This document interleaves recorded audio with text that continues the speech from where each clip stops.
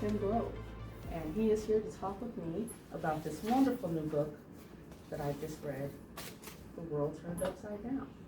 First thing I'd like to ask you is the cover. Did you design this cover? No, the publisher designs the cover. Oh. Authors don't usually have too much input into what the cover looks like of a book. Okay, you hear that, students? You don't have to worry about the artwork. Someone will do that for you. However, the image is one of the more than 60 color images in the book. So I chose all the images in the book.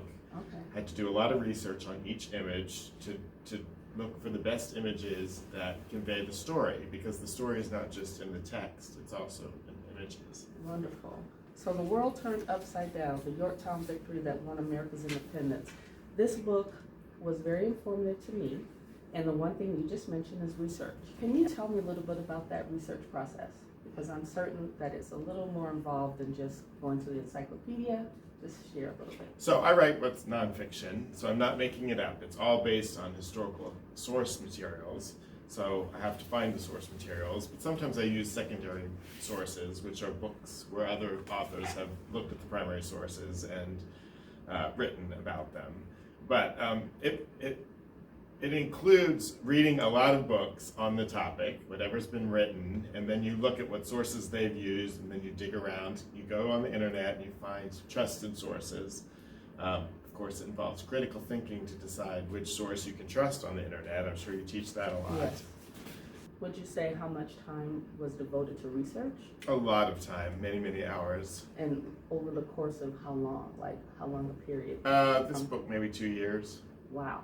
Okay, 2 years. It's not constant. I mean, I'm working on other projects. And I was going to say, we weren't always doing research. Some of that time you spent writing, correct? Correct. Okay.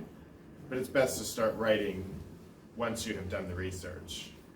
Some authors will continue researching as you write because questions come up, and so it's kind of a process that's interwoven. And I noticed that this book is not your only book. Can you tell me what your other pieces This were? is actually my fourth book for middle grade, which is ages 10 to 14. We have several here. The one that preceded this was Star Spangled, which is about the War of 1812, the Battle of Baltimore. Wow. If you've sung the Star Spangled Banner, the national anthem, it's really the story of that. Okay. And then several here.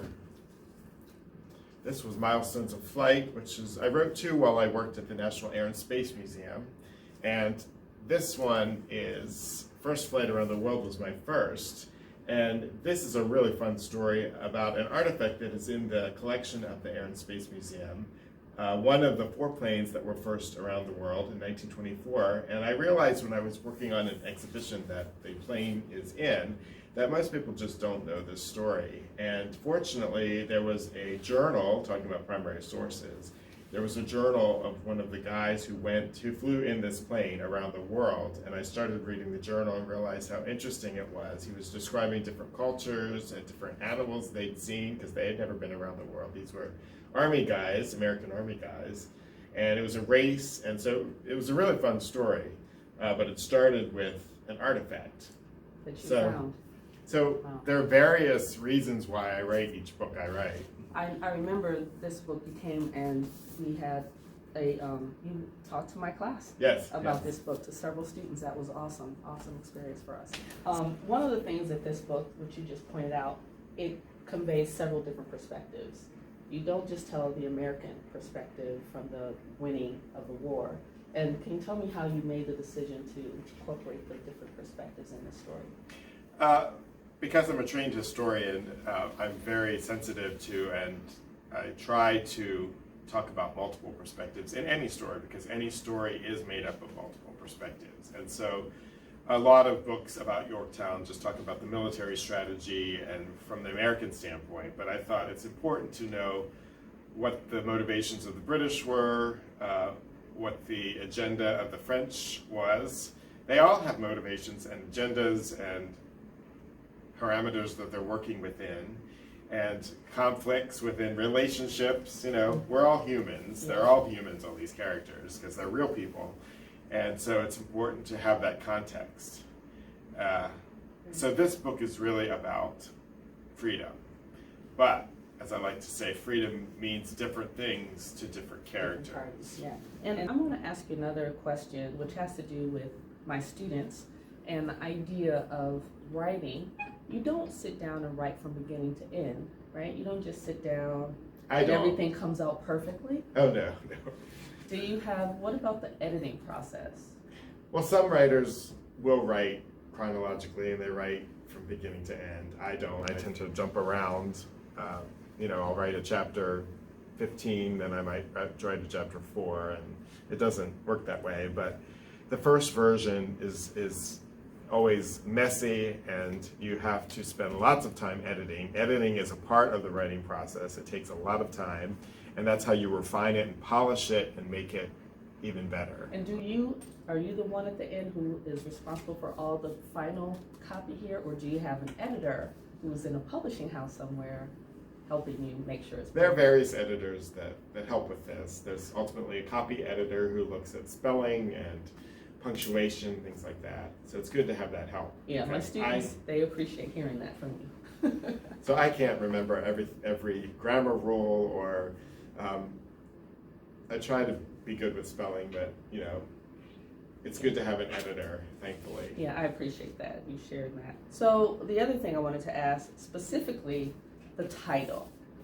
because like you may, I'm not sure if you did, but I definitely saw Hamilton. Some of my students, I know, I play the album in class and they love it.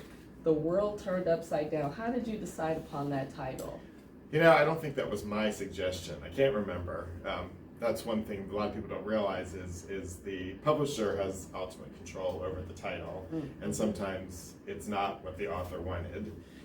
In this case, World Turned Upside Down is a song that the British supposedly played during the surrender at Yorktown, because their world was turning upside down. But there's no solid evidence saying that was definitely the song that they played. But it's thought widely that that's the song that they played. And it has been, like I said, captured in Hamilton on the soundtrack, and it's one that we love to sing.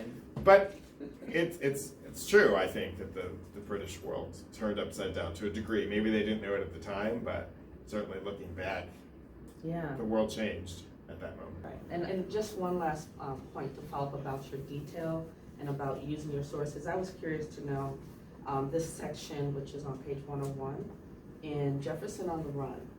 It was really interesting to me that it says Governor Thomas Jefferson was on the run.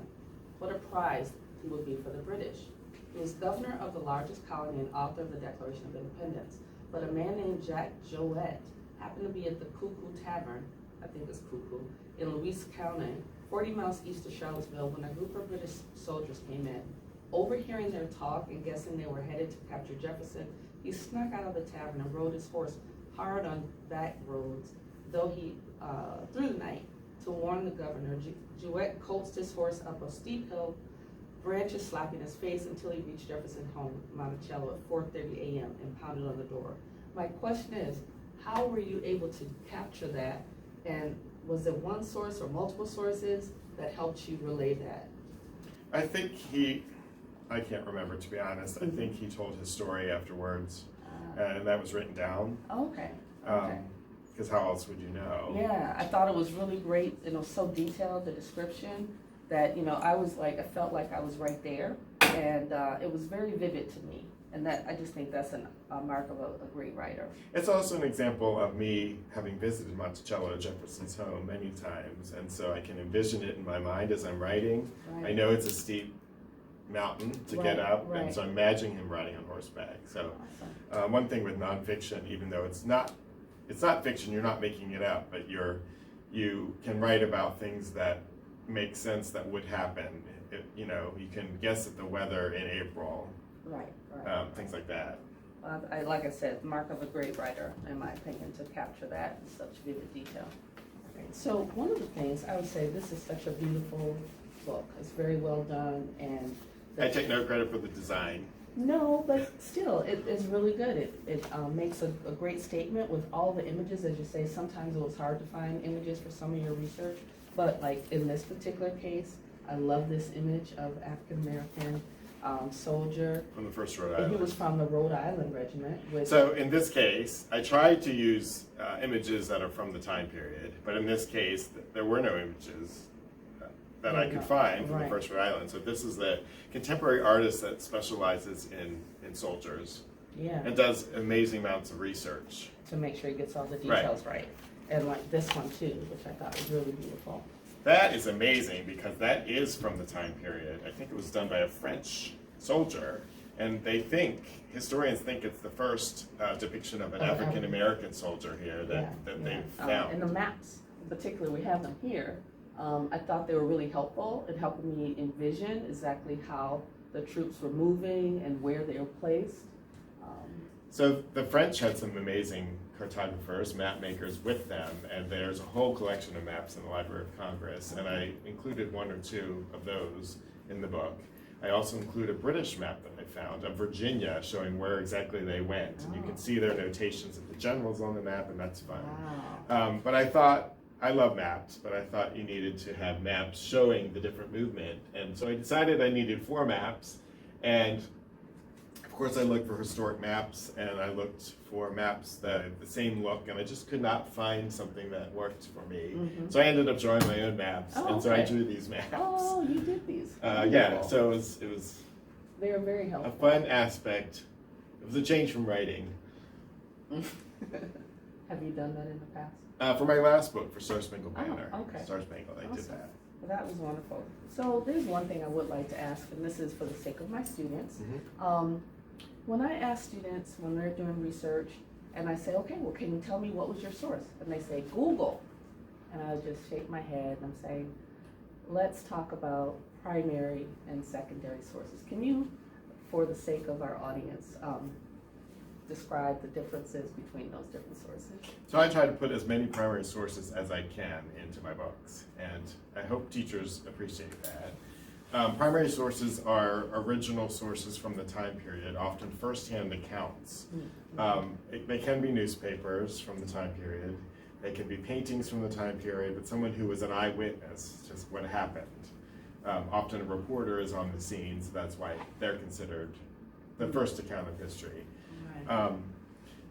So primary sources don't have the bias that are inherent in secondary sources. A secondary source this is a secondary source. My books are secondary sources because I've taken all of the primary sources I've looked at and combined them, and then I draw a conclusion.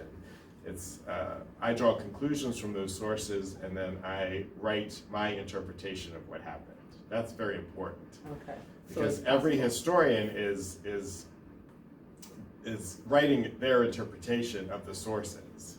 But history changes, and people don't realize that. History changes, it's not set in stone, because it depends on what historical sources you're looking at, and sometimes there are new historical sources about a topic.